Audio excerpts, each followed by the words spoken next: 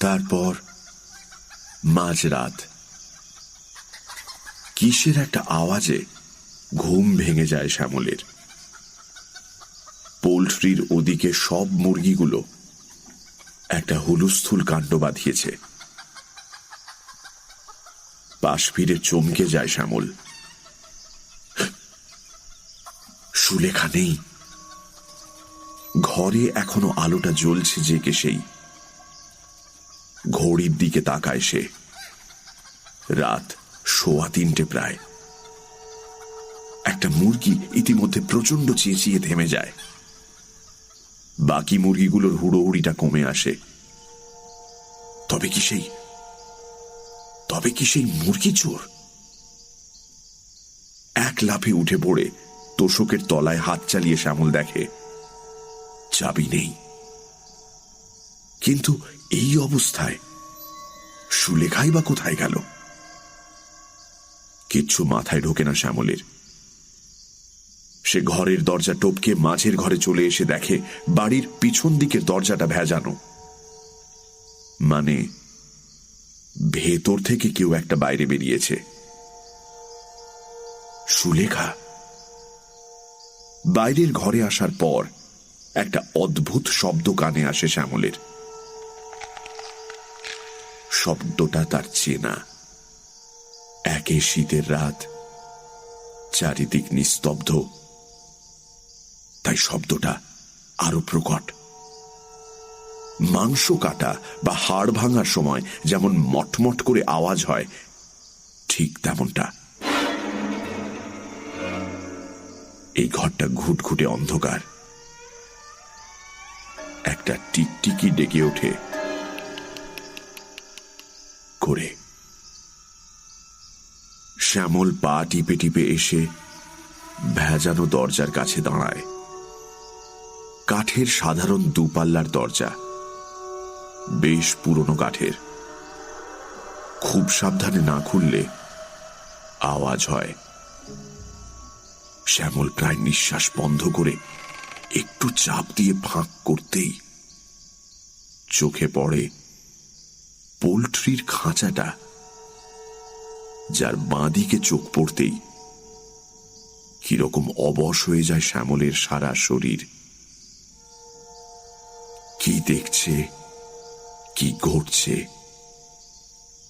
কিচ্ছু না বুঝতে পেরে সম্মোহিত পুতুলের মতন জমে পাথর হয়ে যায় শ্যামল। খাঁচার বাঁদিকটা ঘেঁষে সুলেখা ঘাসের উপর হাঁটু মুড়ে বসে, হাত দুটো হাঁটুর উপর রাখা, যেন ধ্যান করছে। আর তার মাথার ঠিক পিছন দিকটা ঠিক 5 গুণ বড় এক বিশাল মুখ, ধারালো দাঁত দিয়ে এক মনে হিংস্র জন্তুর মতন ছিঁড়ে ছিঁড়ে মাংস খাচ্ছে।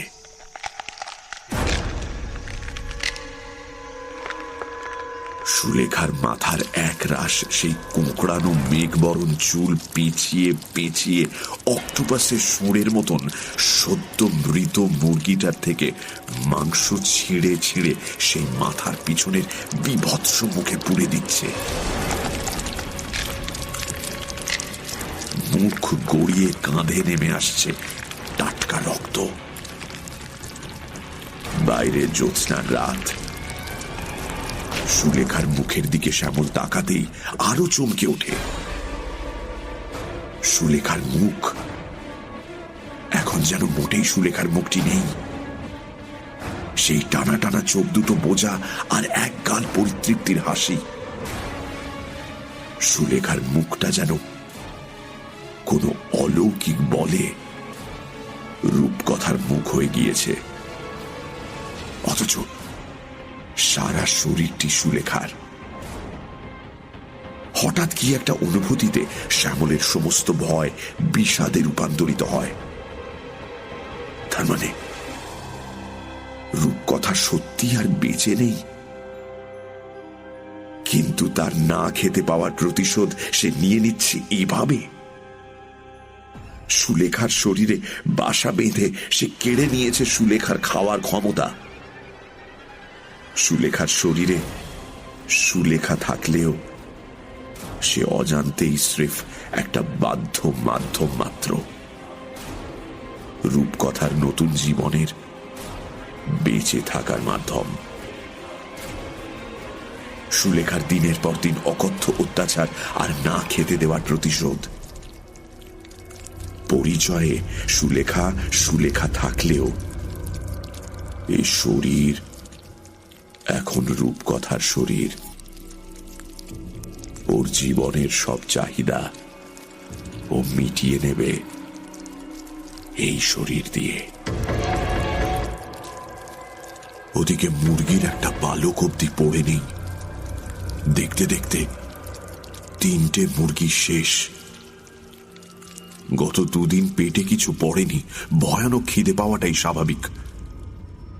ইতিমধ্যে খাওয়া শেষ হতেই সাপের ফনা শান্ত হওয়ার মতন চুলগুলো যেন আবার নিতান্ত চুল হয়ে ফিরে আসছে একে একে পিঠের উপরে।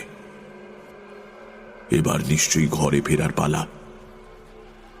শ্যামল প্রাণ ভয়ে ফিরে আসে বিছানায়, এমন ভাবে শুয়ে পড়ার ভান করে যেন কিচ্ছুটি হয়নি। শ্যামলের ঘুম গাঢ়। সেই সুযোগে এতদিন এসব চলেছে। শ্যামল চোখ বুজে শুনতে পায় কল ঘরে জল ঢালার আওয়াজ। এই শীতের গভীর রাতে স্নান হচ্ছে, রক্ত ধোয়া হচ্ছে শরীর থেকে।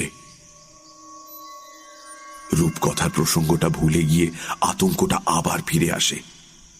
সুলেখা কিংবা রূপকথা কিংবা যেই হোক, সে এখনই এসে ফের শুয়ে পড়বে এই পাশটায়।